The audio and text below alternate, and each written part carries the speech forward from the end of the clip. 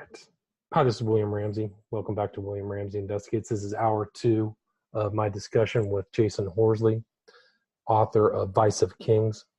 The first hour, we kind of just did a general introduction to the book, but we're going to kind of move forward into kind of some more disturbing material about Aleister Crowley and kind of tie in the intro to the latter part of the book, which covers Crowley. But maybe we can just get started kind of about some of the more disturbing things that you came across about Crowley, and not really having to recite exactly the really disturbing details of what Crowley was talking about at the Abbey of Thelema, but maybe we can just talk about that. Well, I mean, what I set out to do with part 2 of the book was just put together as much evidence as I could find for Crowley's complicity with stuff. And it all began by an exchange with Peter Lavender around the infamous joke that Crowley makes in Magic and Theory and Practice about sacrificing children, the supposedly coded reference to masturbation. And so the first place I started was Crowley's actual writings. And as you know, there's this infamous passage in the Magical Diary of the Beast, which I didn't know about when I was first exchanging emails with Peter Lavender around the subject. Somebody posted it in the comment section of my blog, that passage, and so I managed to get a PDF of the Magical Record of the Beast, and I didn't read it cover to cover because it was too grueling, but I skimmed the whole thing and I read a lot of what seemed to be the significant passages, and I also did searches and whatnot. And there was an awful lot of passages. Have you read the Magical Journal? I skimmed through it as well. It's really hard to read in detail. So really? I think it was one of the things that I definitely missed about Crowley in my research of his. I had the book. I do have the book. Mm-hmm. But that passage is very interesting. Even the page preceding and the page after are both very. Yeah, and you can sort of read between the lines and sort of put the pieces together, as I attempted to do, to work out what's going on, not just in Crowley's head, but in the Abbey itself. Obviously, not down to the finer details, but in a general way, like he's involved with these rituals. There's this massive, excessive cocaine use with the discipling of the women and the children also. The children are referred to throughout the text, well, particularly Ramsey, who was a toddler at that age. Poopy was just a newborn.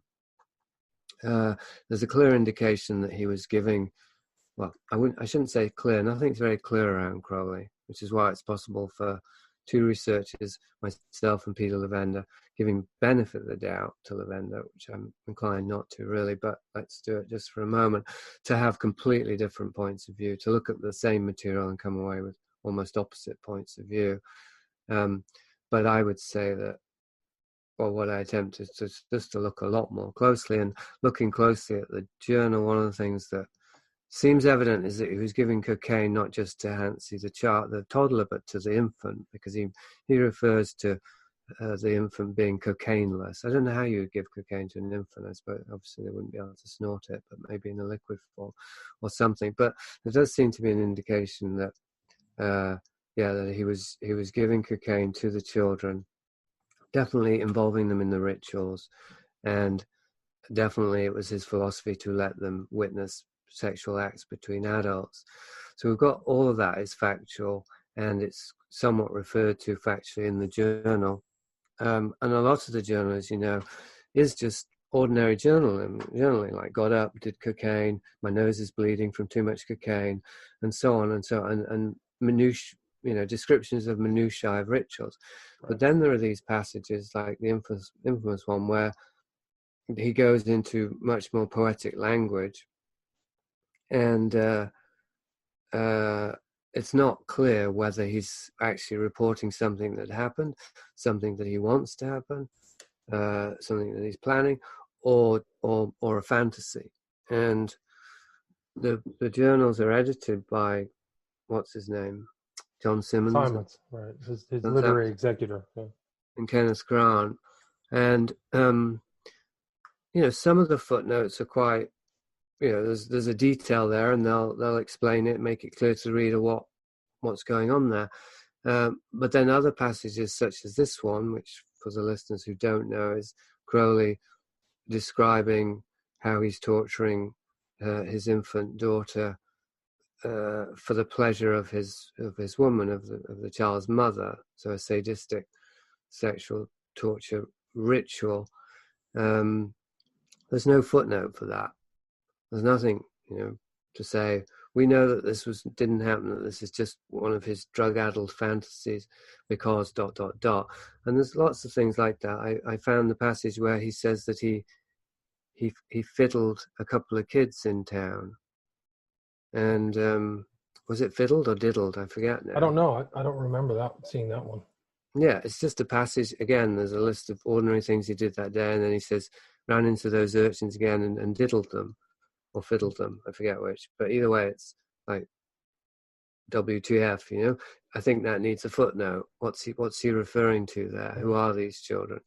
And you couple that together with the Purian, I say Purian, that are often dismissed as the Purian articles in the British press during this time. Hitler, Crowley being kicked out of Italy towards the end of this, the rumors about a baby going missing, the rumors about child sacrifices, and so on. It's quite remarkable that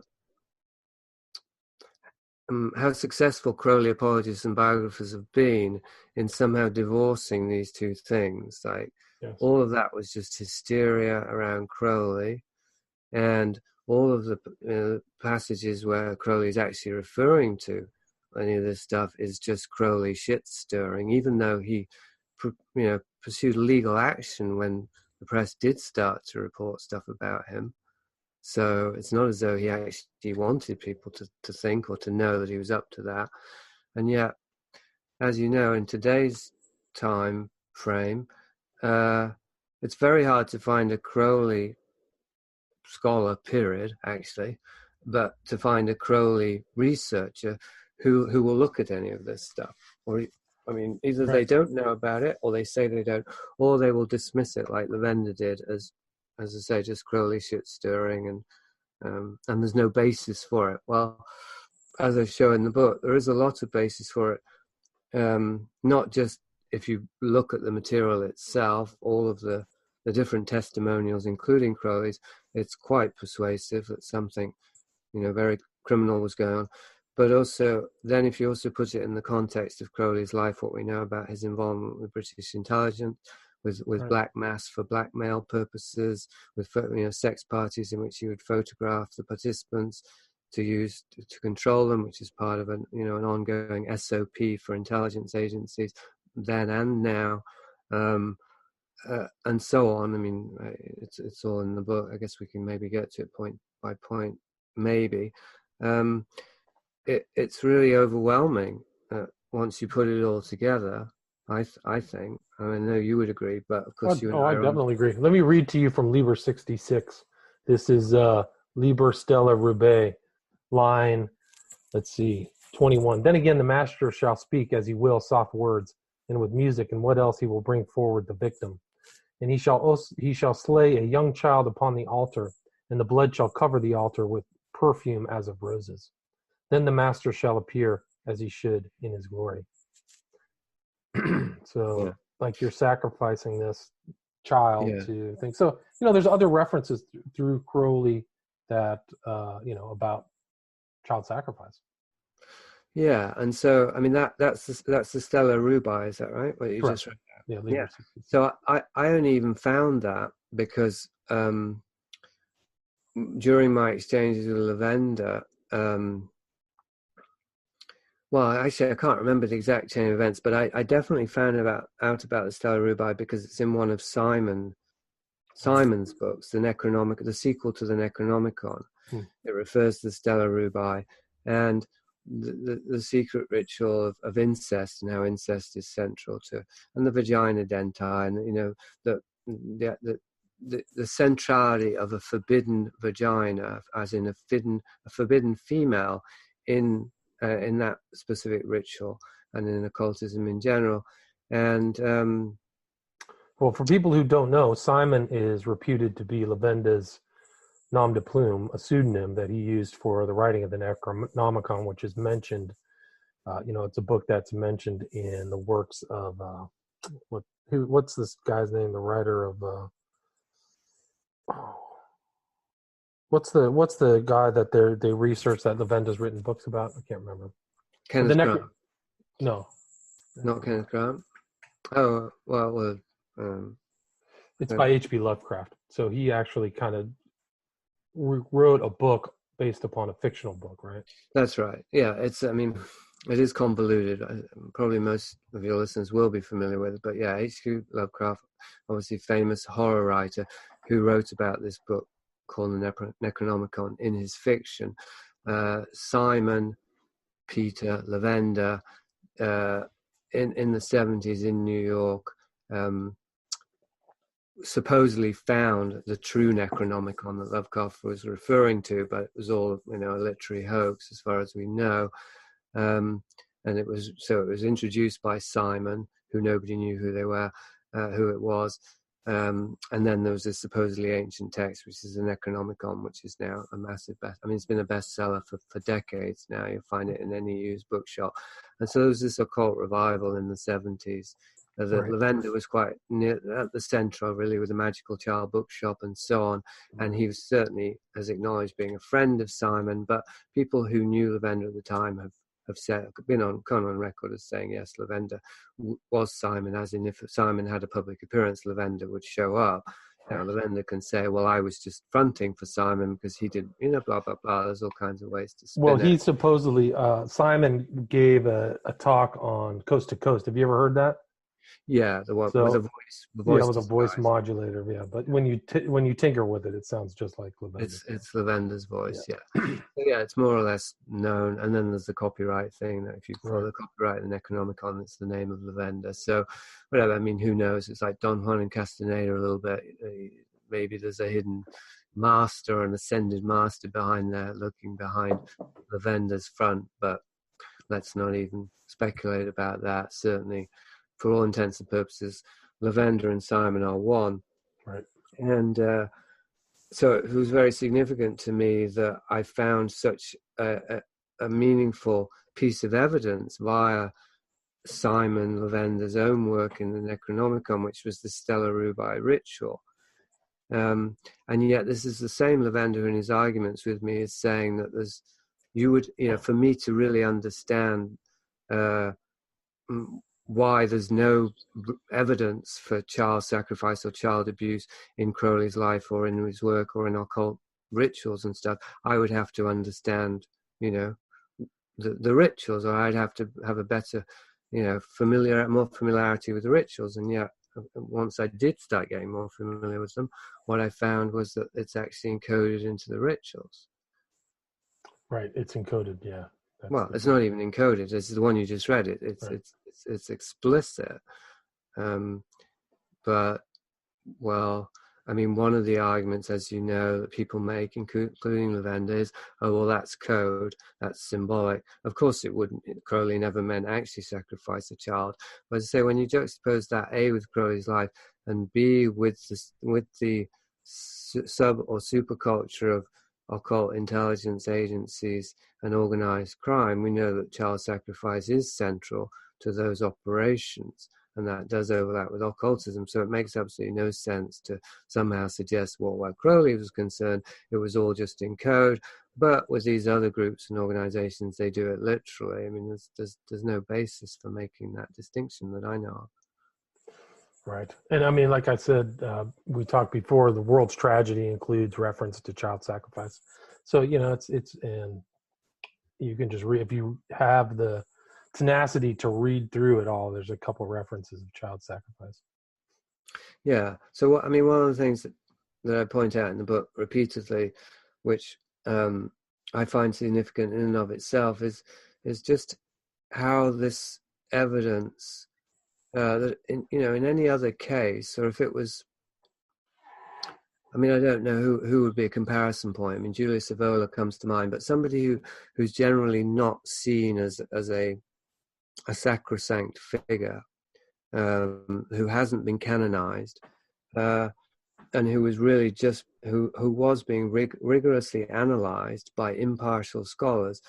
There's no way that evidence of this sort would be overlooked. It would very soon be put really, central on the table, so to speak, for analysis in terms of understanding, what was going on. But with Crowley, the opposite is the case. Is that, like, I found that reference, I don't know if you remember it in the book, where Crowley, in Crowley's papers, according to the person, I forget his name now, but who had, his executor after Crowley died, who had access to Crowley's papers, according Simons, to him. yeah. No, it wasn't Simons. It was someone else. Wilkinson or Williamson, that one? There's another one.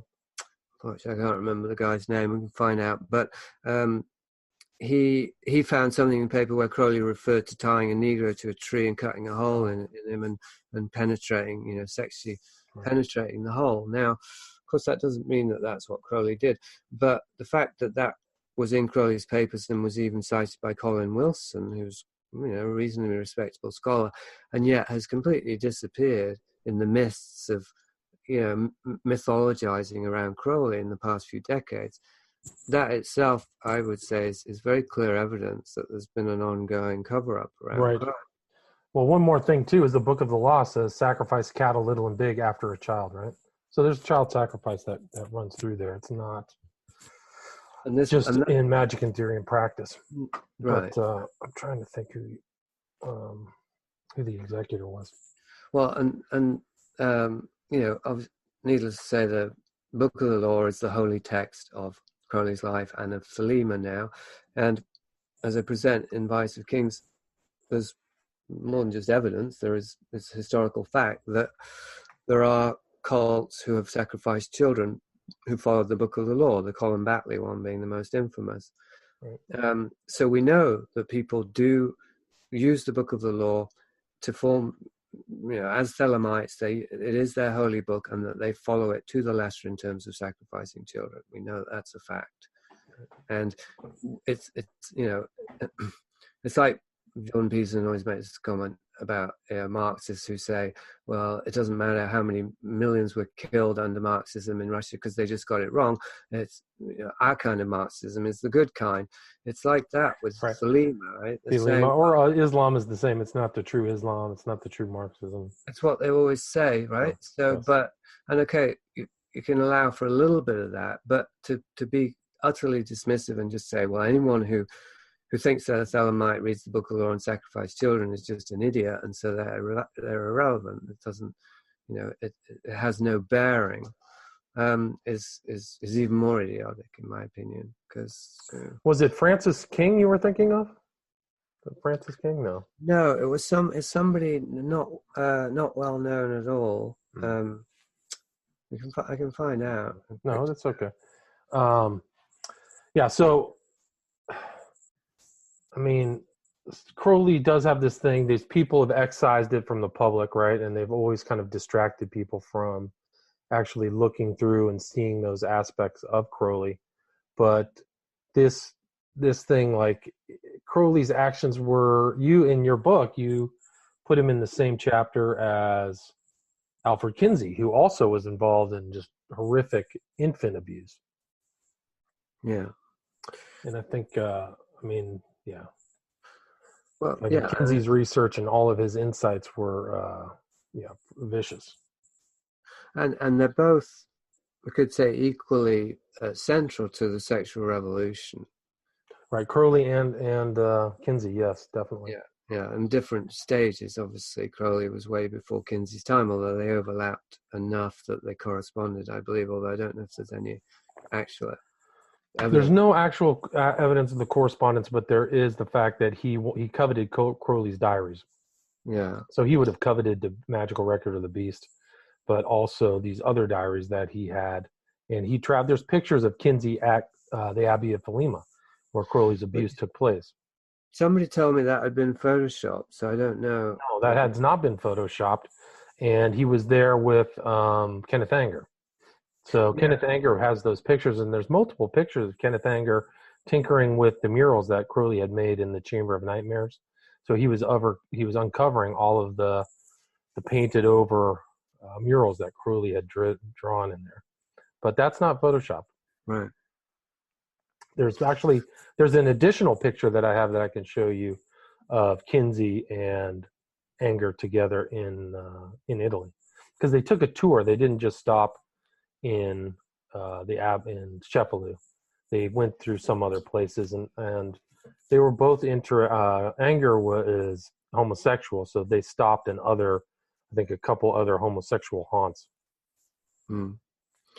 And what was the relationship between Kinsey and Anger? Do you know? Well, that's a good question, because there's films. There's a good documentary about Kinsey by Chris Pinto, the name of which is the Kinsey. I can't remember the full title, but in that documentary, it's clear that Anger is involved in Kinsey's quote experiments unquote, and there's actually films taken by Kinsey of a naked Anger getting out of bed and being involved in Kinsey, which fits the profile of what Kinsey did, which is studied and recorded things of his close social circle.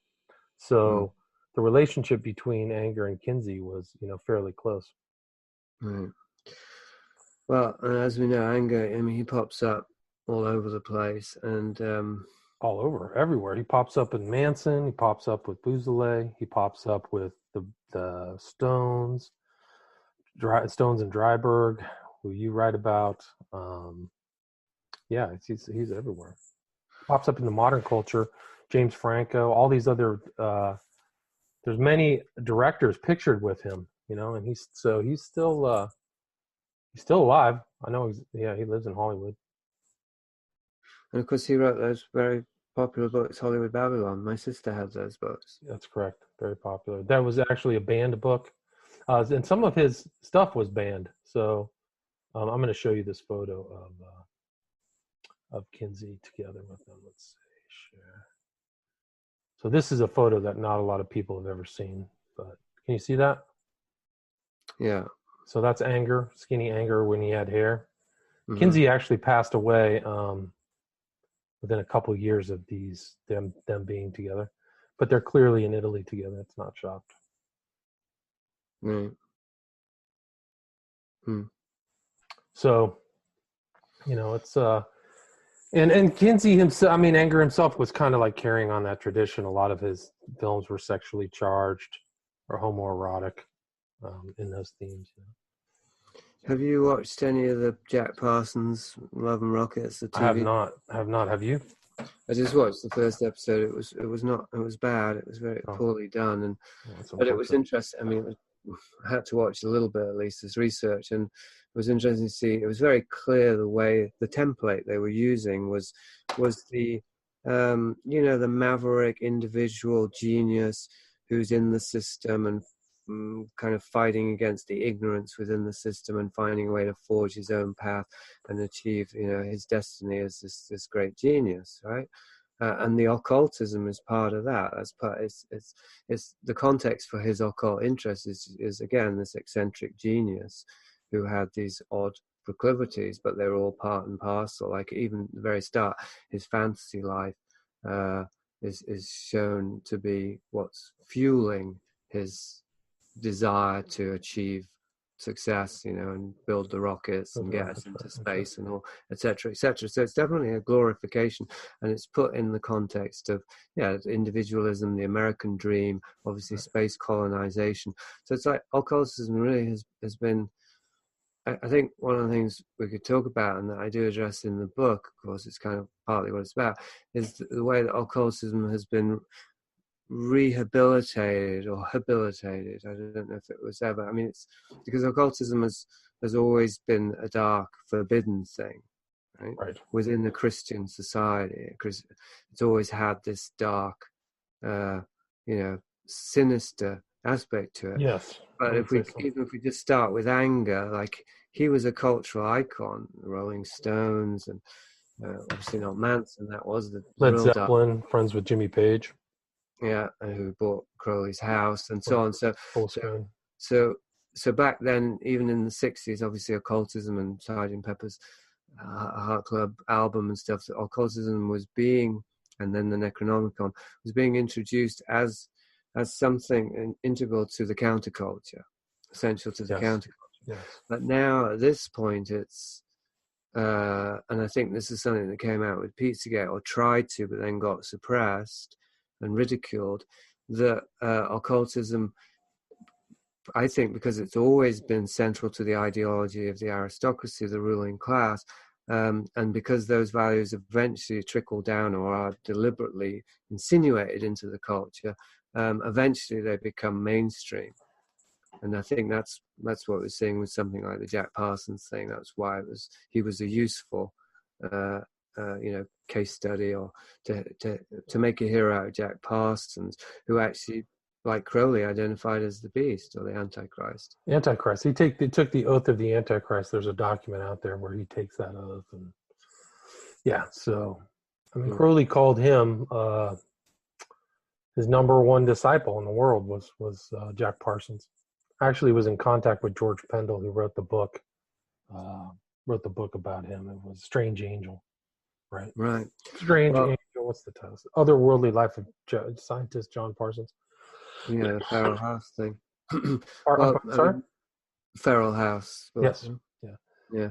Well, it brings to mind Dryburgh as well, who I write about in part one of the book, who probably many of the listeners have never heard of, but Tom Dryburgh was a Labour MP, who was also homosexual, was associated with Lord Boothby, and both of them were associated with the Cray twins, who I write about quite a bit, who ran in the same circles of child trafficking with Jimmy Savile. And Dryburgh was a friend of Crowley's, and Crowley actually named Dryburgh as his world successor for a period, right. But it didn't pan out. Whatever, Dryburgh wasn't interested, but he hung out with Crowley. And in the meantime, Dryburgh was also trying to persuade Mick Jagger to run as Labour MP, and so that intersection is very clearly defined. And but Dryburgh was kind of like an everyman. He was involved in so many things. He was involved with the Cambridge Five. He was a gossip columnist. He kind of knew it. He ran in underground circles, friends with Gore Vidal. And we talked about Simons, but when Crowley died, there's a sequence where Dryburgh goes back to the paperwork of Crowley and retrieves a copy of his oath. He made a kind of like a blood oath to Crowley that he would do it as well, and he signed it. And he wanted that paperwork back from Simons. So Simons writes about Dryburgh just showing up and taking his paper back. So he seemed to want to cover his tracks with Crowley.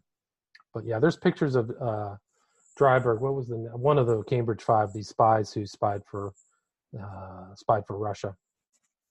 But what was it? Burgess, Philby. Yeah, Burgess. Yeah, Burgess, Philby. These guys. But Burgess, there's a picture of him. He actually traveled to Russia to chat with Burgess at one point. So yeah, But I mean, I think that he wasn't merely an MP. He was the head of the Labour Party at one point, wasn't he? Was he? I thought that he was. I thought that he had ascended to the head of Labour, but I'd have to check that out. Because isn't the head of the Labour Party would be the Prime Minister? So okay, so I guess that's not the way it works. He was the Prime Minister. He was very high up, for sure. But I mean, it's one of the things that is quite confounding while looking at this stuff, is that these characters, they pop up here and then, and you realize, they're not only influential in politics, they're also influential in the counterculture, the psychedelic movement, say, sexual research, sexual experimentation. They're in the music thing, they're hobnobbing, and it's like we have this idea about the ruling class, that they're sitting in their mansions somewhere, kind of minding their own business, and maybe they're dictating policy and so on and so forth. But it's actually much more it's like the Fabian thing of permeators. A permeator, the idea is that the carriers of the ruling class ideology, in order to really have a far-reaching and long-term influence, they can't just be sitting in their mansions, having their dark parties and discussing, Bilderberg style, discussing how to control the world. They have to permeate society, Right. and that means they have to pass almost for like us. So even somebody like Dryburgh, who's an MP, but he also, was a journalist, as you say, or a columnist, and his various activities made him seem like, not exactly one of us, but he was a Right. celebrity. And obviously Mick Jagger, Kenneth Anger, Crowley, any number of these characters you could mention. It seems as though they're moving in two worlds. On the one hand, they're part of this cryptocracy, and they do have these secret events and parties and meetings and who knows what all else, right? But they also have this other life, maybe as what Atwill calls lifetime actors, where they're mingling with the culture and instruments of the culture. And if they're successful, if they're effective, they manage to create a persona or a character that seems to be a maverick, it seems to be a rebel type.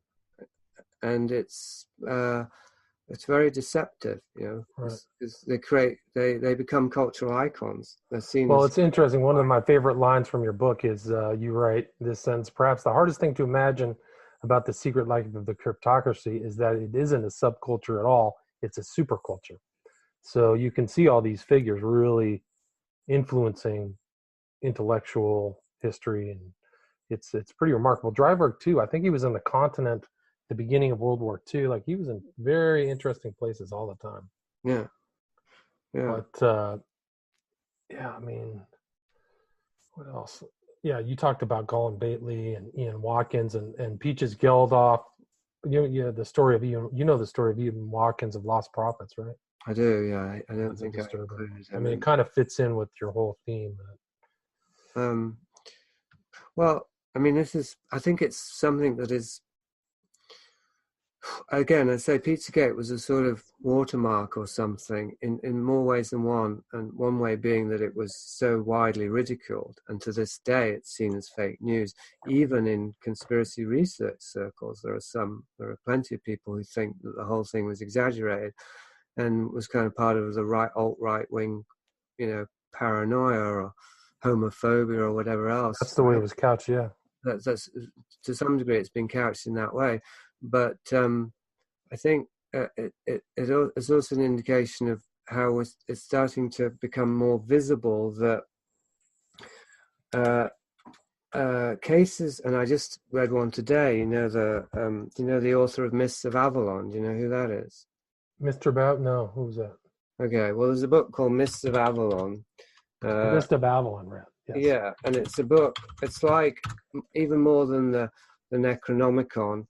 It's a book that you would just see everywhere. You go to hostels, you go to hotels, you obviously use bookstores. It's just freaking everywhere, that book, or it was in the 70s and 80s. I've actually seen that cover all over the place, yes. That's what I'm saying. So anyway, that Marion Zimmer Bradley is the author, and it came out in 2014. I only just heard about it, that she was sexually abusing her children, and that her partner was abusing a lot more children, and that it wasn't an isolated incident. Like it was part of the culture, the kind of intelligentsia, bohemian elite circles that they were moving in. It was just part of that, again, this superculture. And of course, this book is huge. This book has been hugely influential. It's considered a feminist classic and blah, blah, blah. It's very kitschy. But my point is that just another example, really, that, and you mentioned this guy Watkins, and I think something came out recently about, I can't remember now, another famous musician who said that in the 70s he was taken into a cult in Italy and raped over a period of time. Did you see that? No, I don't know that story.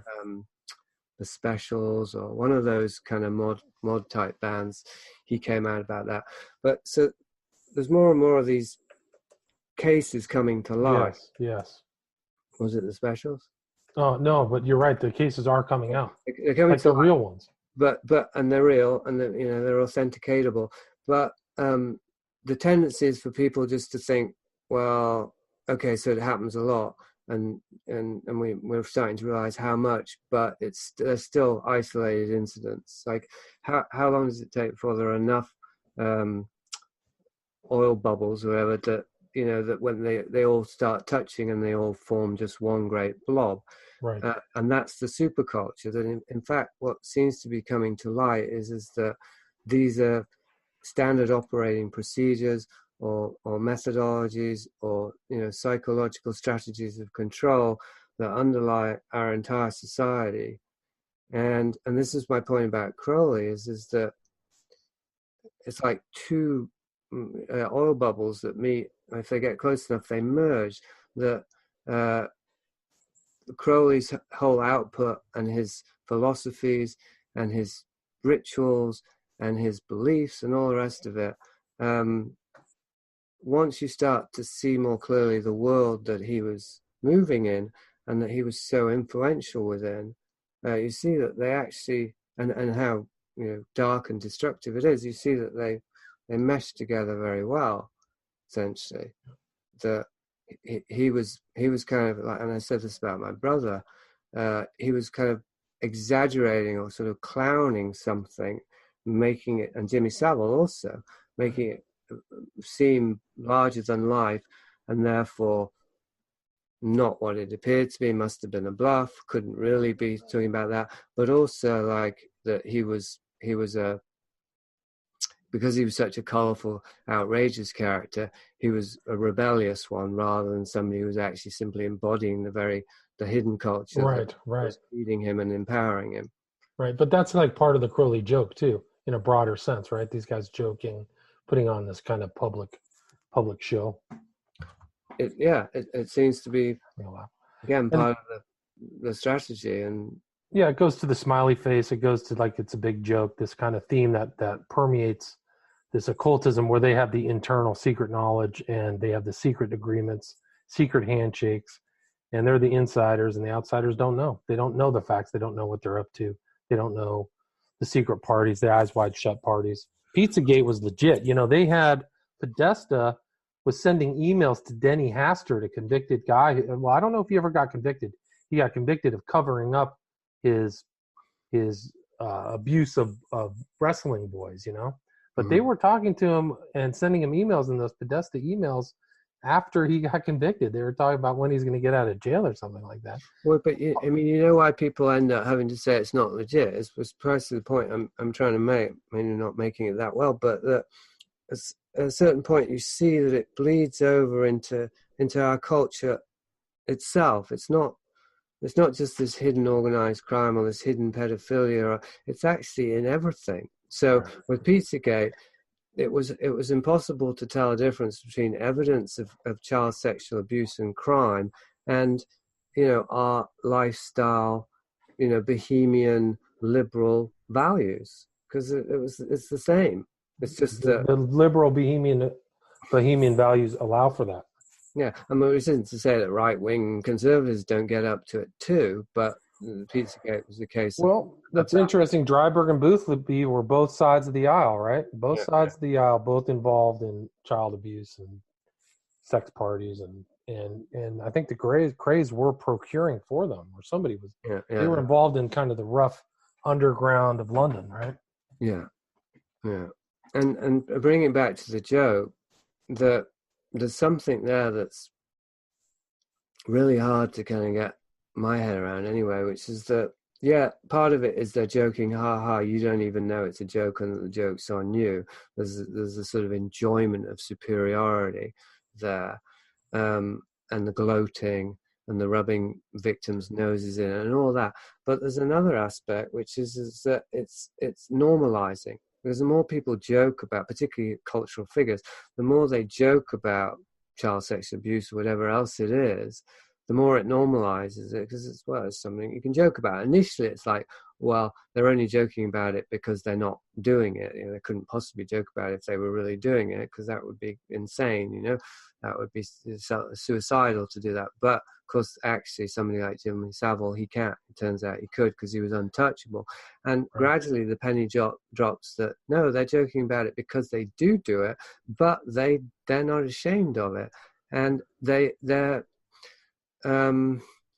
there's a rationale. And I do wonder this about that exchange with Peter Lavender, even that there's a certain point where you cross over the line and you you decide or you realize or you choose to believe that actually this only looks like a bad thing. It's actually really a good thing. Not only is it enjoyable, but we've got that, ironclad rationale for it, the occult philosophy, that this is all about initiation. This is about transgression of social norms to ascend to a higher level and to transform into gods and so on. And so, of course they're laughing. But the laugh is a kind of invitation as well. It's like, if you're willing to laugh along with us, Excellent point. Like, how many people did Savile initiate? How many people did he bring along? It seems like he had a wide coterie of associates and friends, even going up to the Duke of Windsor, right? Mm-hmm. So, I mean, who knows what those guys are doing behind closed doors? And Savile, I think one of the bodies of the Yorkshire Ripper, you probably know a lot about, right? Wasn't it found by where he lived? I don't remember the details, but I know Savile was a suspect for a time. Yeah, suspect, and he was kind of friends with the Ripper before he got caught, right? Yeah. Something like that. Well, it's not quite. I don't quite know, how friendly they were, but it certainly seems they knew each other, and Jimmy Savile certainly visited him after he was arrested. And there's a famous picture of him and Frank Bruno, the boxer, and the Ripper, whose name I can't remember right now. Peter Sutcliffe. Peter Sutcliffe, yeah. And Ian Brady as well. Ian Brady and Savile knew each other, and Brady bragged about being friends with the Cray twins. Ian Brady being the Moors murderer with Myra Hindley. Right. And didn't Savile kind of mockingly imitate Hindley's hairdressing or her hairstyle? Did he? I don't know. I thought I saw a picture of him where he was kind of joking around like that. Mm. I don't know. There's a lot of inside jokes, man. A lot of inside jokes with Savile. I think that when people got onto him when he had that interview with the documentary maker. What was his name? Louis Theroux, where he says, "I never got nicked," and he called his mom the Duchess and all kinds of strange stuff. And people just went. Yeah, well, Savile is, as you know, is an incredible case study. Like one could find out so much or intuit or deduce so much about the British super culture of the cryptocracy and the criminal the criminal overworld, by just looking at Savile and really and not just what he was doing and what he was admitting to, but as you say, the way he was joking about and the little insinuations and inferences. Like he was tipping audiences or people constantly about what he was involved in, and it creates this strange twilight zone that it's like you never know, like who knows, who's just totally ignorant. Yeah, like who knows about it and who's lying, who knows about it and who's joking and, kind of nudge, winking, who's completely ignorant, who's kind of 1 foot in and 1 foot out and just covering up because it's kind of awkward. It's really... It's a great point, because I'm sure so many of those people that he was networked with knew exactly what he was about. And I bet I would think that he was involved also in murders and cover-ups and fixing. I wouldn't be surprised if that was an aspect of his life. Is that it wasn't about merely sexual abuse and all that stuff, but also Jim will fix it, right? Yeah, Have you ever thought about that? Well, I mean... That was the title of the show for Americans who don't know. It was Jim will fix it, right? Right, and there was a show I grew up watching in which, and maybe this is a good dark example of what you're talking about, Jim will fix it was Jimmy Savile's weekly show in which kids were invited to write in and ask Uncle Jim to do something for them, to fulfill some fantasy or another, and then the winners, would come onto the show, and he would take them wherever they wanted to go, whether they wanted to go to Disneyland or whatever it was, ride a horse, or that would be the show, and so because he was surrounded by kids every week, and those kids were being sexually abused and raped by Jimmy Savile. And didn't he have other friends? Didn't other people got busted, or some of his associates get busted? Gary Glitter was one. Yeah, he would have other people on the show, or at least on other shows. He did various shows. And so that there was this element, yes, of procuring children. And so, I mean, talk about a honey trap. And one of the things that came out recently, and I don't have a source on this, but was that sometimes children would write to Jimmy Savile and say that they were being sexually abused at home, and they wanted him to save them. And at least in this case that was reported, he had the kid on the show and then sexually abused them too. Wow, that's sick. Yeah. So I mean, there's so many different ways in which you could see that. But Savile too was like Dryburgh too, because he was with the Beatles. He was at the very beginning of so much of British music culture as well. Yeah, so he was having these people featured in his shows, right? Well, yeah, but it was even before that. I was just going to mention that, like the mass observation thing, which I found out while writing Vice of Kings, that there's this whole program in Britain about secretly surveying the British society, but specifically the working class. And this was in the wings of an uprising, working class striking in the 1920s, where the society almost ground to a halt. So there was definitely a lot of scrambling around in the aristocracies. How can we prevent this happening? And I think that was one of the drives behind creating mass observation, which was to secretly observe the working class in their environment, and to find out what was going on with them, what their preferences were, and so on. And that extended into actually creating environments that the working class would come into to be observed. And so that led to the creation of dance halls. And not to say it was only for this reason, but there was partly this, and dance halls were a way not just to observe people, but to influence them, because you even create tunes. This was the war effort to engender patriotism, to get people to go to sign up to fight in World War II, creating songs and dances that would instill people with patriotic feeling. And this was the climate that Jimmy Savile rose to power within. Like, he was the first ever DJ. He was the first guy to put two turntables together, and he probably didn't do that, but he would, as in, you got two turntables, you got no gap between the songs. So that's what he was known as a DJ. But that was 2 decades later. Like, when he started, it was down in the trenches, and this was the same period that Jimmy Savile was in organized crime, and he ran his own dance club, and dance clubs were places for the organized crime to sell drugs, prostitution, all of that. So all these different worlds. So do you think Jimmy Savile would get a cut of that? So his dance hall, he would allow the drug dealers in and stuff? Mm-hmm. That's the way it works? Yeah, well, I don't know the specifics, but did you know that Jimmy Savile was the seventh son? Yeah. Yeah, he's the seventh son. Yeah, I think you mentioned that in your book in context. Somebody else uses the seventh son. I remember hearing it because of the tradition of a witch, right? Right. Yeah.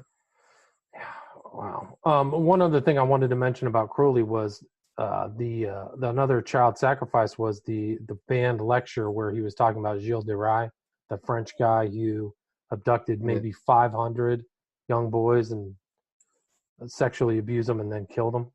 And he just traveled around France. But the thing about Gilles de Rais, or Gilles de Retz, or Gilles de Montmorency, or whatever, was that he had a network of like occultists. He had this other guy, Prelati. He had all these people helping him procure. So this was this crazy kind of network of abuse that he went unhinged. And he at that time, Gilles de Rais was basically the head of he was called the Marshal of France, which was the number 1 military person in France, and he was the backer of what was the girl's name? What's that? Joan of Arc. Joan of Arc, yeah. So he was like the backer of Joan of Arc. You ever hear those stories? I have heard the stories. Yeah, I haven't. I had Gilles de Rais in Vice of Kings for a period, but I took it out because I realized it was too large a subject, and I would have to spend weeks researching it just to even have a few paragraphs. You know what I mean? Yeah.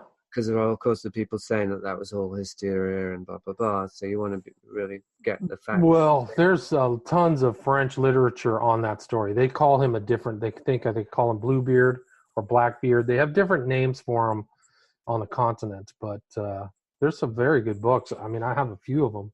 I was interested in the subject because of Crowley, the band lectures where he tried to give this lecture, I think at Oxford, and they kicked him out. So that band lecture of Gilles de Rais Crowley is giving him a very favorable read. Oh, this is a great man. He was involved in killing and murdering. Well, but part of it was saying that it was again that it was hysteria and he was maligned and framed. That would have been Crowley's defense. So there's the joke, right? Yeah. So yeah, Gilles de Rais, pretty crazy. I mean, yeah, it is complex, of course. And one of the things I'm aware of talking with you is, I mean, most of your listeners, because they're sympathetic to you, and most of my listeners are already going to be very open to what we're talking about in terms of Crowley. And so we don't want to preach to the choir too much. Right? There's thousands of people, how many, who, of course, think that Crowley's the shit.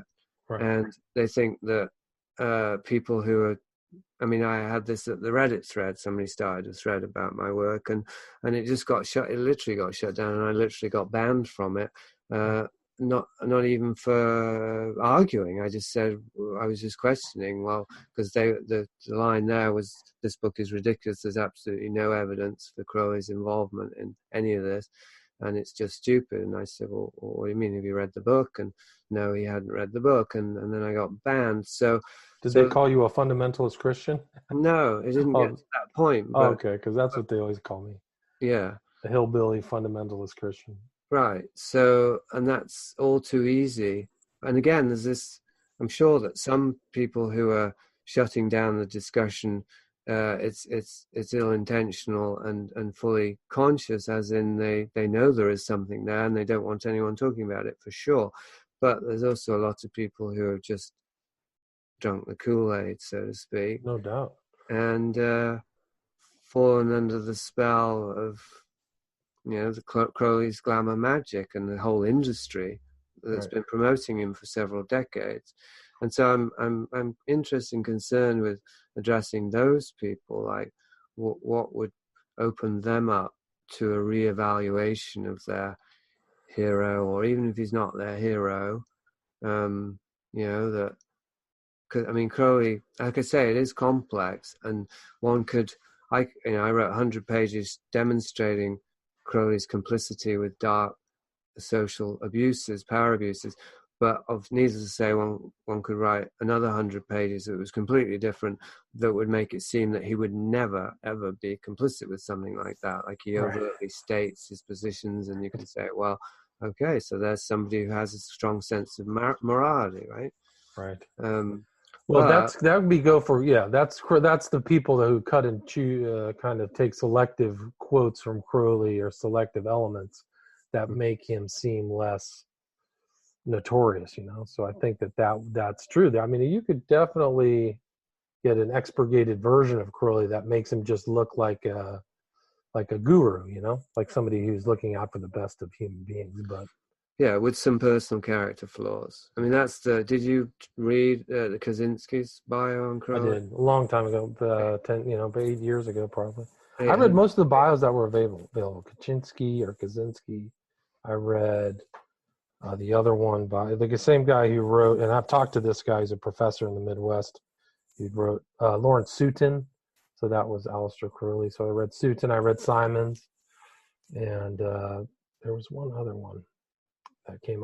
There's another pro-Crowley intellectual who wrote a recent book, and I've read a couple of his books, but he's a very detail-oriented Crowley biographer, and he's broken down. He broke down Crowley's time in Germany, so he wrote a book about that. His name I can't remember.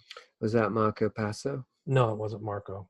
Marco Pazzi. Oh, it was Tobias Churton. Tobias Churton, yes. That guy. I've listened to Tobias Churton's interviews, and he'd probably fit the profile of exactly the type of person you're talking about.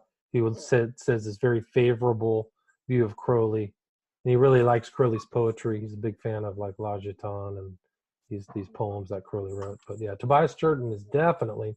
But he actually got his start kind of in occultism too. He was a scholar of Rosicrucianism as well. So but Tobias Churton definitely would not want to look at the more disturbing, sicker elements. Like Leah Sublime is like, how do you justify Leah Sublime? Have you read the poem Leah Sublime? Yeah, well, I suppose the way that you justify that is, again, that Crowley was a taboo breaker in the realm of the arts, and that's considered respectable by the liberal intelligentsia. Right. Interesting. Yeah. Not that it has any meaning, but you write about in your book another interesting quote is that this record of Crowley, even though these are justified, these statements, there are people out there who are going to read them and take them literally, right? They're not going to take it as a very objective distance. Oh, he's just kind of a thing, but they're going to actually work on his dictums. They're going to actually fulfill his rituals. They're going to think that that's the avenue to Godhead, right? Yeah. Well, and not just individuals either, but groups, and even, I mean, it's maybe not a lot of evidence, but I present some evidence. Was it Kathleen Sullivan? I don't remember. Somebody that Jeff Wells interviewed, a survivor of ritual abuse and trauma-based mind control, who her father was her main programmer or abuser, and he relied heavily on Crowley writings. So then that suggests that Crowley was providing, information or rituals and all the rest of it that could be used for mind control purposes. Right. And that's a great point, because that's exactly what Scientology is. Right at the very beginning of Scientology, L. Ron Hubbard leaves Jack Parsons, starts Dianetics 1948. Crowley dies 47. L. Ron Hubbard thinks he's the one who comes after. His son is saying, the son of L. Ron Hubbard is saying that Hubbard had Crowley's writings and would study them before his speeches. And there's a recorded reference of Hubbard talking about Crowley. And his son actually said that all Scientology is black magic, written over a long period of time. It's a slower process. So, and it promises the same kind of results that Crowley did, that you will be a god, you will have a power over matter, energy, space, time. So there's another person who, in my opinion, created a very destructive cult that, ruined the lives of really tens of thousands of people. Still has that effect to this day. So you can see this branch off of Crowley into Scientology. A much more populist branch, isn't it? And Scientology, and perhaps related, it's quite thoroughly discredited. I mean, you won't find too many defenders of Scientology. I suppose it still exists, though. It's still running as a church, so all of those people would.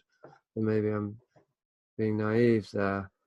I think the people in there definitely are believers. They're true believers. So, but I think the expose of all this science fiction, this imaginative stuff that he came up with about Xenu, Tegiak, spaceships.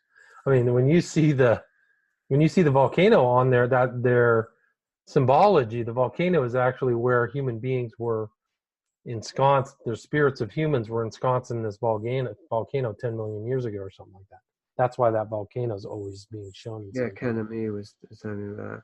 So, but have you ever hung out with Thelemites? Do you have any Thelemite friends? Not openly. I mean, the only Thelemite that I've really studied is Damien Eccles, who I think read Crowley and took it seriously, and actually was a member of the OTO in jail, and was convicted of killing 3 kids, binding them and drowning. Do you know anything about why they bind and drown? Why the cultists bind and drown people in a sacrifice? No, I don't either. I can't figure it out. But anyway, that was a Crowley inspired evil action by somebody who came across Crowley's information and took it seriously. An impressionable 18-year-old kid. So what would you say the appeal of Crowley is? Well, I think it's any promise of any type of scholar a guru is that you can attain personal power, you can get what you want, and you're free from restrictions. So do what thou wilt is really about, you can be your own kind of force in the world. So Crowley himself, I think, was a sorcerer, and he had a lot of human wisdom. But I think that's really what that promise is. So for certain people who feel constricted either by the way they were raised, the society they're in, I think that Crowley offers that freedom from restriction, and then you can do whatever you want. without these consequences, without worrying about the consequences, really. So then it just occurred to me, maybe it's kind of obvious, but probably many of the people who are attracted to Crowley were raised Christians. I would say there's probably a significant some. I would say I think at least in the West, at least in the States, that's your predominant religion. So Exactly. I think here that would be the case, depending upon how many Thelemites there are. But it may not be. I mean, have you ever seen OTO Families? Have you seen that on Facebook? No. You should check out OTO Families because it's kids of people who are OTO members, and they're taking pictures in front of the making ups of of what the Gnostic Mass that Crowley did. So there's OTO families happening. Yeah. Well, the Gnostic Mass is another one that says that children are supposed to be part of it. Right, a girl and a boy. Absolutely. Yeah. So go check out OTO Families. It's a mind bender. But yeah, that's the Crowley's promises, a kind of a free, rules-free empowerment, and you can get kind of fulfill whatever. I mean, it's kind of like taking the seven deadly sins and saying they don't matter. The opposite: lust, greed, power. That's right. It's pride. Not even they don't matter. It's that you want to do them. Right. You need to do them. It's actually your moral duty to commit all of the sins. To commit all the sins, right? Isn't there I think that there's one of Crowley's rituals where the goal of it is to increase your lust, so not to kind of be less lustful, but actually be more lustful. Yeah. Well, I don't know that specific, but it fits overall with Crowley's thing. What about his quest to find and commit the one unforgivable sin, the sin against the Holy Spirit? Have you ever speculated on that? No, I didn't. Did you? Did you figure out what that sin is? Well, it's in the book, isn't it? I mean, I juxtapose it with what Dostoevsky said, which is the supreme sin is to violate a child. Violate a child. Because the child. Well, the Bible says that anyone who touches, what does it Christ says? Anyone who touches one of my little ones, it would be better for you to have a millstone tied around your neck, thrown in the ocean. And this is another example, see, of people who supposedly take Crowley seriously, but don't take the idea that he might have done anything really evil seriously.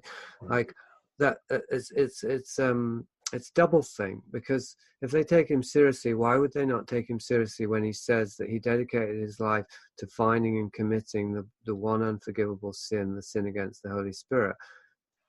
Right? And then why don't they wonder, well, did he find it and did he commit it? And if so, what was it? But then say Crowley would never sexually abuse a child. That's absolutely outrageous. How dare you suggest that without any evidence? Isn't that evidence in and of itself? There's all kinds of things that are being ignored, and one of the things that and I took out quite a lot from the book where I was psychoanalyzing Crowley, because I felt that it was a bit over ambitious, but the whole thing around his mother, that she caught him masturbating and she referred to him as the beast thereafter, and punished him. And she was, obviously a very virulent Christian. So she gave him a very negative imprint of Christianity, not just her, but the mother is the most powerful influence in any child's life if she's present, and even if she's not, possibly. And around his sexuality, around a negative imprint about Christianity, around his sexuality that included being called the name beast. Well, right. And that's like trauma-based mind control. Is you abuse somebody and then you speak to them while you're doing it, and that will program them. So that you can't you're not going to de-emphasize that in terms of how he ended up identifying himself as the beast. Itself was a result of trauma, and was consistent throughout his life that he was opposed to all things Christian. Like his whole life was dedicated to destroying Christianity, to subverting and undermining Christianity, and replace it with Crowleyanian, replacing it with the new god of horrors. Which, again, I used to think people who called Crowley a Satanist were just ignorant Christians. But it turns out that they were right, because if you read between the lines, you look at the magical journals, to him Horus was Satan. Right. and he even referred to him as Satan sometimes, and so on. So he was literally a Satanist. And Satanism, of course, is literally, the inversion of and the rejection of God and of Christian values. And as psychologically speaking, it's a negative identity. That it's like, if we try and get free of our parenting of our childhood, we try everything to be the opposite to what we grew up with. Well, we're just going to end up with a negative identity that's just defined by the very thing that we want not to be. So we end up just being the shadow of it, which is Satan, the shadow of God. So, and I think that this extends to occultism at large, or as a larger ideology, that occultism is like the shadow or the negative identity of religion. It's a reaction against Christianity. Right. That's my theory of occultism. And so that's why Crowley was such a key figure in that.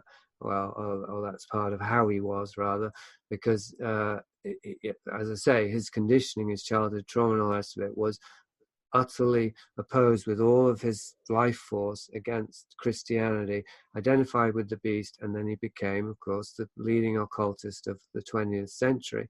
And so that's why I was thinking, well, probably his appeal is inseparable from the he after he died, but during his life, but certainly after he died, was a period in which Christianity was being seen more and more as repressive and old-fashioned and restrictive.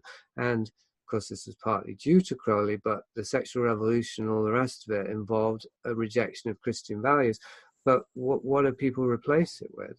And particularly if it's just a rejection, then that's already a negative identification. So they're naturally primed by pushing against something. They're naturally going to get pushed back into the shadow or the inverse image of that, which is occultism and Crowleyanity.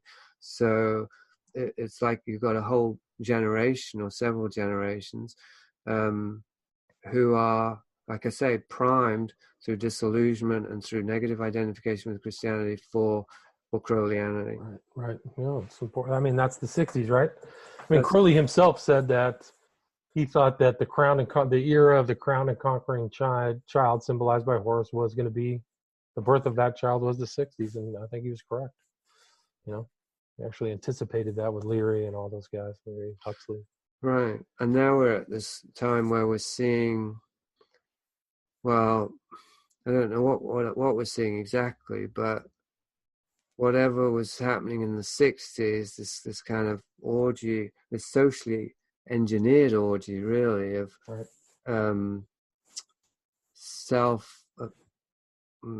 would it be? Self-worship, really, like individuality, the celebration of individuality and individualism.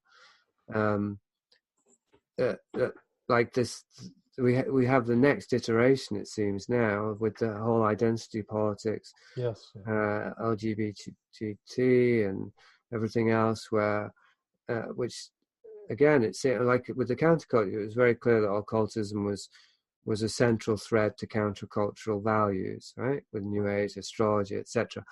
With identity politics and the modern social justice warriors and liberal progressives today, it's not obvious because they're more atheistic, they're more secular. But I think I think occultist values and ideology are also central to this present social movement. Oh, I think so. And I mean, you can tie this back to Crowley. Somebody sent me a very interesting article kind of tying Crowley's identification of himself as a kind of an androgyne as, very very similar to, to this modern day ideals. I'm trying to find this article. But androgyne, right? Yeah, I mean, right. So transhumanism, yeah? Postgenderism, yeah, exactly. Right. Let me see if I can find this article.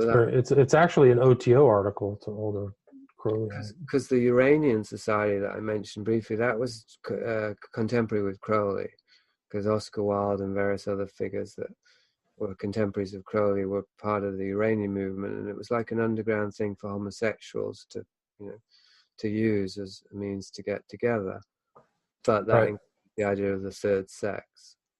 Right. The name of this article is "Breaking the Binary in the New Aeon," and it's from like a thalamic type thing. But Mm. AC describes gendered characteristics in Confessions, and it describes them to a past life of Crowley, described as he being a female temple prostitute named Asteris in Liber 415, the Paris work.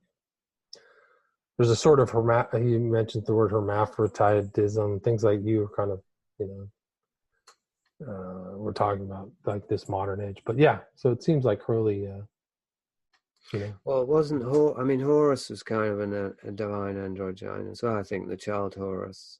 I think there's some references in Crowley's text to the divine child being androgyne. Yeah, here's Crowley writing, "For the Father and the Son, the Holy Spirit is the norm, male, female, quintessential one, man being veiled in woman form." Wow. I'll send you the link. By the way, how did you come across Ernst Schertl? Oh, good question. I don't remember because I didn't actually get the book, but I found the quote somehow. But that was an interesting thing because I included that in my book, Children of the Beast, Schertl's, the book Hitler owned of Schertl, where he underlined all that stuff. That's probably how I came across it. Yeah, it might have been from my book. But that's an interesting kind of piece because that book, Crowley's book is Magic Theory and Practice, and I think Schertl's book was Magic Theory in Action or something. Like it's almost it was written 20 years before Crowley's Magic and Theory and Practice, but it's very similar. A lot of interesting ideas, but it was one of the books from Hitler's library that's still extant. So, do you put credence in the idea that Crowley was advising Hitler?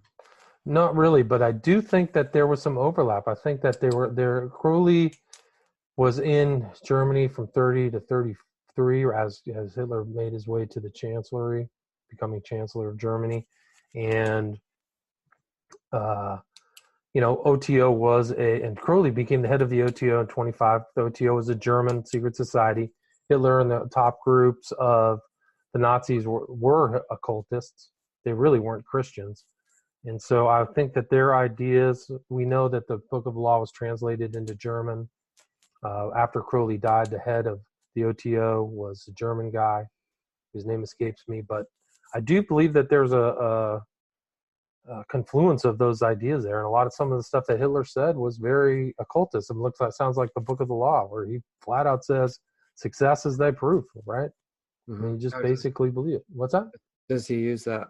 Yeah, Hitler says that. He says it. I think in one of the things, success is your proof. He did so. It's straight out of the Book of the Law. Some of these Hitler statements. So I think it's highly likely that Hitler had the Book of the Law for sure, because he was. Well, we know that they're like, and I mean, it was who was the head of the SS? Himmler. Himmler was the head of the SS. They found that he had a 12,000 book black magic library. So these guys, he's in Wewelsburg Castle with the black sun insignia swastika. So these guys are heavy duty occultists, German occultists. So it's not outside of the realm of possibility that Hitler was that. And Hitler dedicated Mein Kampf to a guy who was a known occultist, right? It was, and he said, I've given Hitler the tools to take over Germany. Hitler dances, I play the tune, right? Yeah. So the notion that he's actually being held by, and Crowley actually said after Hitler died, he says, "Before Hitler, I am," right? Yeah. You ever remember that statement he made? Yeah, after Jesus. Right? So it's after Jesus saying, "Before Abraham, I am." So, it's like. Well, I know Hitler. Crowley aspired to. He wanted people to think he had been an influence on Hitler for sure.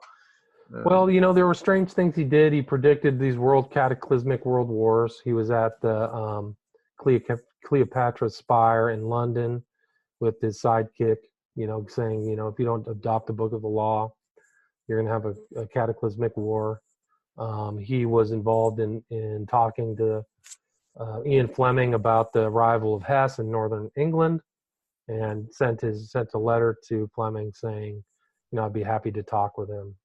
if you want my references, he provided references. So there's a very strong current of Crowley kind of talking to these well-known figures. Did you see that Douglas Rushkoff graphic novel, Adolf and Alistair? I did not, but I've seen some pictures of it. And Rushkoff he's kind of a important intellectual here in the States. I know. I met him in Mexico, but I didn't spend much time with him. And I haven't read the graphic novel either, but I know that it has Crowley in the heroic role and Hitler in the villainous role, even if it's a bit more nuanced than that. If you put them side by side, you can say that Crowley is the ideologue and Hitler is the politician putting the same ideas into practice. Slave shall serve. Hitler makes a slave state, right? People just slaving for him. An aristocratic elite running over the masses. You could call the Nazi Party that elite domineering. Mm-hmm. The scientific breeding of man, and that was kind of Crowley's idea of the Lebensborn, Hitler's idea of the Lebensborn and the master race and all this stuff like that. It's interesting. I'm sure many Thelemites really do see themselves as the hidden aristocracy, or at least aspire to that. But I think many don't. Many just practice the Crowley magic, Thelema magic, whatever, because they want their own power, it's a transformation, all the rest of it. And if so, then they would have to believe that they can separate the rituals and the philosophy from the ideology, because Crowley, as you're saying, his occult philosophies and methodologies were all intertangled, intertwined with an ideology of aristocracy. Yeah, no doubt. The slave shall serve, Lever 77, there's a top. And the thing about Crowley is you never really mixed with middle or lower classes. He was always associating with moneyed people or people from the high schools. He only really wanted to recruit from two schools in England, Oxford and Cambridge. That was it. Yeah, I can't imagine any but the most ignorant of Crowley aficionados actually trying to claim that Crowley was sympathetic to the working class or was that kind of character at all. No way. There's nothing in his character or his writings that cared about that. It was always the slave shall serve, Lever 77. And that comes from the Book of Law. That's another quote of the Book of Law. So he told people, I think he wrote in another thing, it was a commentary to the Book of the Law, where he said he wanted to give the people the quiet wisdom of cattle, just keep them like little cattle and shear their, what did he say? Shear their hides and food for the elite. That's all that the people were worth, So it's pretty nothing to do. Here's another quote from Crowley. Have nothing to do with the muck of the mire. Take the diamonds and polish them. That was his opinion of people. So you're supposed to find these diamonds. The stars. And yet every man and woman is a star, I suppose, is how people ignore all that other stuff and just say, well, look, he's saying we're all equal. I just don't. I think that people can impute their own ideas and perceptions into another philosophy, even if it's not there. So, they can say these things about Nazism that aren't there, or Marxism, or, Well, because I used to, as you know, you probably know, that's in the book anyway, I used to put a lot of stock in the Book of the Law. It wasn't my Bible, but the Bible wasn't my Bible either. I had various texts that I considered to be really profound, sacred texts, and the Book of the Law was one of them. And so at this point, although we're on the same page really in terms of how diabolical Crowley and his output is, I still feel that the Book of the Law is a very profound text. So how do you feel about it? I think it's a profound text. If somebody's saying they're receiving information from Satan sitting over his corner in Cairo, Egypt, and people are looking at that Book of the Law and being influenced by it, by pecking the eyes out of Muhammad and all that other stuff, I would say it's pretty profound. It's a pretty profound statement that confirms the cosmology that Christians believe in, the cosmology of Ephesians 6:12. that we fight not against fleshly things. We fight against powers, principalities, things in the air, all these other things. So you see that Crowley is within that time, that frame of a Christian outlook, where he's actually not just communicating with Satan, but other entities, the magician, what was it? Was it the magician? There was all these other people, the Alamantra working, where he sees this alien being.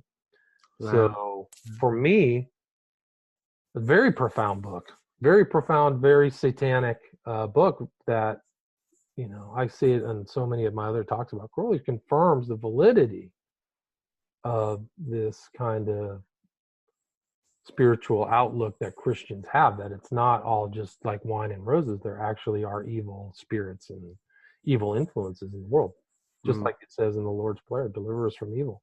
So, there's some arguments. I think you mentioned in the book, a guy came out and critiqued the Book of the Law as not being legitimate, right? Crowley was actually on his way back from Asia. So he had already been through Cairo, and on his way back, he supposedly has this profound event where he sees the stele of revealing in something 666, and he's in there, and his wife says they are waiting. So he gets this bull's blood and provokes a ritual, and this being that's behind him gives him the most profound, so-called, in his life, the most profound experience he had in 1904, and he takes this received message and doesn't do anything with it for 6 years, right? Mm-hmm. He didn't notice its import or impact. Well, he tried to get rid of it in his own account, didn't he? You can see the original copy. It looks like automatic writing. There's very few emendations made to the text. It looks like he just spit them out for 3 days, right? But that was kind of Crowley's writing anyway, because he was such a talented literature or prose writer that not a lot of his writing shows changes or stuff like that. But although there's records of him going back through and fixing books, errata within books. So the validity of the Book of the Law is questionable, But if you look at this other stuff, his holy books, these other workings, it's clear that he's trying to receive or in the process of receiving information. He's doing similar things with Newberg that Kelly and Dee did, this whole, scrying with the shoe stone in a hat. So it's not outside the realm of possibility that somebody who covets information or in connection with discarnate entities that is occurring. So, did you know that I tried to do my own Book of the Law once? How did it work? Well, I set up a period.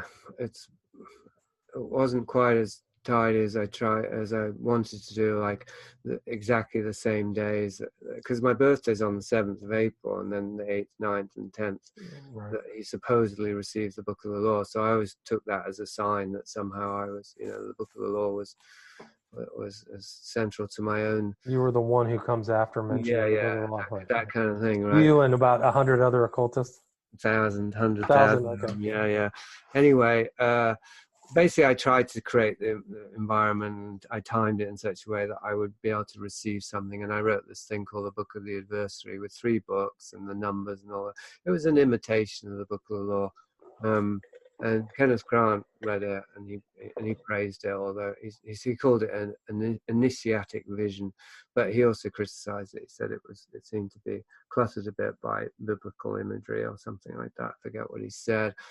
But anyway, I mean, something did come through me. That doesn't mean it came from I don't know, anywhere other than my unconscious, but it definitely was qualitatively different from other things I've written. And it starts with Satan, and then it's Christ, and then it's the third book is what I called Astarius back then, because of this Thulian I was in touch with. But Astarius is basically Abraxas, the 2-in-1 God. Right. Yep. I had these 3 books, right? It starts as dark as can be, and then it goes to light, and then it's the kind of fusion of the 2. But anyway, I mean, it sounds like something the process would write. Christ, devil, Satan, whatever. Yeah, for sure. But back to the Book of the Law, and I haven't read it for a long time, but I know that the first book, in which every man and a woman is a star, is in the first couple of lines, is a very positive text, apparently. Anyway, I mean, there's nothing. I don't think there's anything dark. It doesn't get as nasty. I mean, the last one is the representation of Horus. So there are three gods. It's Nuit, Had it. Horus, right? Nuit had it. So the sun, the stars, the sky, and then Horus. So it's the third part is really where things get nasty, right? It gets progressively darker, and it's really nasty in the third part, right? But I mean, the other thing that vouches for its validity is that Crowley was fairly young, 28, 29, kind of a younger guy. I mean, does he have that broad of a frame of reference? Does he know those words? I don't know. You know, cabs on kept. There's all kinds of strange things that come out of it. Did he know that he was going to call his new religion Thelema and Thelemites? I don't know. 11's, you know, the numbers 11 in there, so he knew the validity or the numerical significance of the number 11. Yeah, probably through the Golden Dawn stuff. If he had read that book Numbers, that when the Golden Dawn follows. But so, he was dictated it by Rose, wasn't he? He said that a being stood over his shoulder and dictated it to him. Being of power. That's right. But Rose was the initial contactee. He said she went into a trance and stood there waiting. Right. But the structure of the book emulates the stela that he saw in Stella in the 666 in what was the Bulak Museum back then. Now it's the Egyptian Museum. Yeah. So if you look at the stela of revealing, you can see Nuit, Hadit, and Horus are all there. So Nuit is this being, this woman, this representation of woman. That's the sky. So that's that imagery is reflected in the Book of Law. That's why at the center of the Gnostic Mass you always see the stela of revealing. Right. Anyway, we're at about an hour. We're about 90 minutes. Do you have anything you'd like to finish up with, or anything about the book? Well, I was going to say something, but I don't know if it would be a short. It doesn't matter. Take your time. But I mean, one of the things I've been wondering through this conversation is because there are definitely people who admire Crowley and see him as a positive influence and a source of wisdom, and they are often the same people who say there's no way that they'll accept a few personality flaws, but they certainly wouldn't accept that he was committing child ritual sacrifice or anything truly horrendous like that. Anything that was truly worthy of the name beast, right? So they're clearly going to be very resistant to this possibility. But one thing I wonder is about people who would be somewhat resistant, but that if they were to take it on, rather than rejecting Crowley, would they end up rejecting their own moral abhorrence to the things that they would have to accept about Crowley? If you see what I mean. Yeah, and I think so. It happens in cults. It's the psychology of previous investment. If you've invested in a system for long enough, and it's essential enough to your sense of meaning, as you start to discover the truth about it, rather than reject the philosophy or the guru, you will embrace those behaviors. Right. No, it's a good point. I mean, that's probably why many of these people who are Crowley devotees or are high occultists do not want to reveal this or deny it, because they want the people to get invested into the system. And then, oh, by the way, you're supposed to be a secret evil to the world, and we do drink blood and the cakes of light and menstrual fluid and semen. And you're cool with that, right? But the context is it's all for the greater good, because now so it's a greater good of you, and it's for communion of all of us, and blah blah blah. One of the interesting things of this conversation that I have to ask for you is you made that statement that people come into Crowley coming from a rigid Christian background, but in your case, you came from a atheistic, semi-socialistic background to Crowley. Good point. So that's so I was primed in a different way, in a more positive, as it wasn't a negative identification for me with Crowley. It was just very compatible already with my values. When you got into Crowley, was it a self-directed interest in Crowley, or did you find somebody who said, "Hey, I got a bunch of friends, and you might be It was interested in this. both. It was both. It was a combination because first of all, I went from Castaneda to Crowley, but not in a deep way because Crowley, as you know, is pretty hard to get into. And I started with the wrong place. I started with Moonchild and the Confessions. And this is hard. Moonchild is really is very hard to read. Yeah.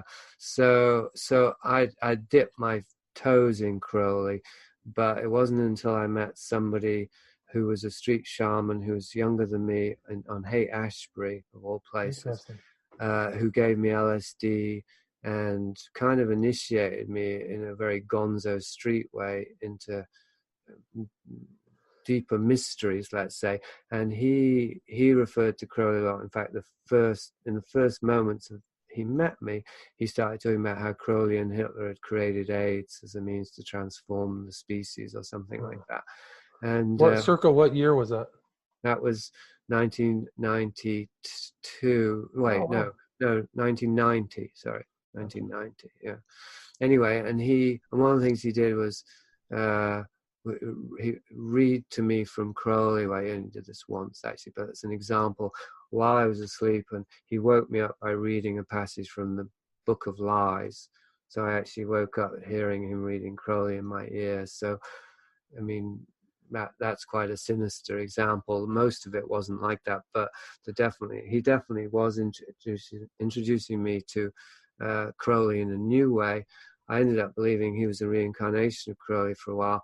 Partly, I don't know if I told you this, I told somebody this, because he told me that Crowley repented in his last few hours. And I was impressed by that because I knew that Crowley was, had done some bad shit even back then. Right. There was no way he could have known that, and I believed him at the time. So I thought, well, he must have been there. Well, there's no evidence of that at the end. I mean, I think the last words reportedly are, "I am perplexed." That was it before he died, supposedly.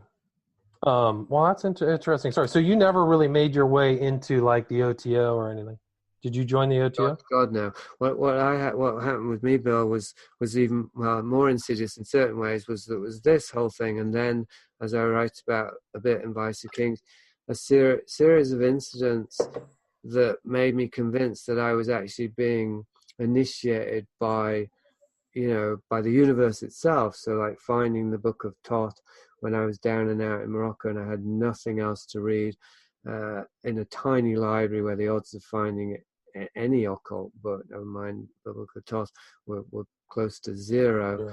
Right. And so I immersed myself in that book, then getting a copy of the tarot, and it being the only way for me to make a living while I was living on the street.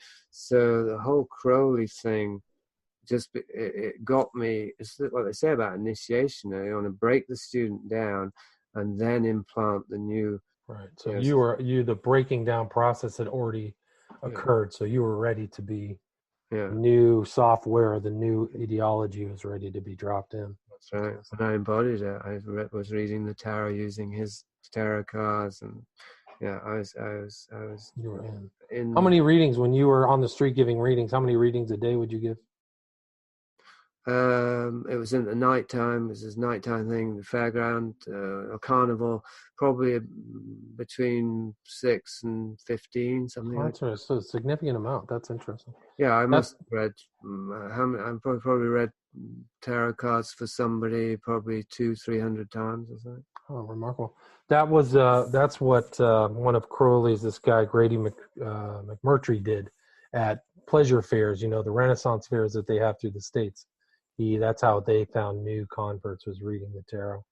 And he would put on the whole Grand Vizier, headdress and stuff with the diadem on front. Right. Interesting. And occasionally I would get approached by a Christian who would tell me I was doing the work of the devil, and I would regard them with utter scorn. Little did I know. You might have been right. Well, that's a good way to end. Jasun Horsley, Vice of Kings, available on Amazon, or what you wanted people to go get it at a website, right? Well, they can go to my website. It's the easiest way because Right. I hope they'll go there anyway. So that's Auticulture, as in AUTI culture.com. And then in any page except the homepage, there's a link to the publisher's website. If you do get it on Amazon, if anyone, I'd ask that they review it as well. Because if you're going to use Amazon, at least let's make it work. Right. For So it. Auticulture, AUTICU culture, ULTR.com. Jasun Horsley, The Vice of Kings: How Socialism, Occultism, and the Sexual Revolution Engineered a Culture of Abuse. Thank you very much. Thanks, Bill. Right. Let's hope this records. I'm going to stop. Yeah.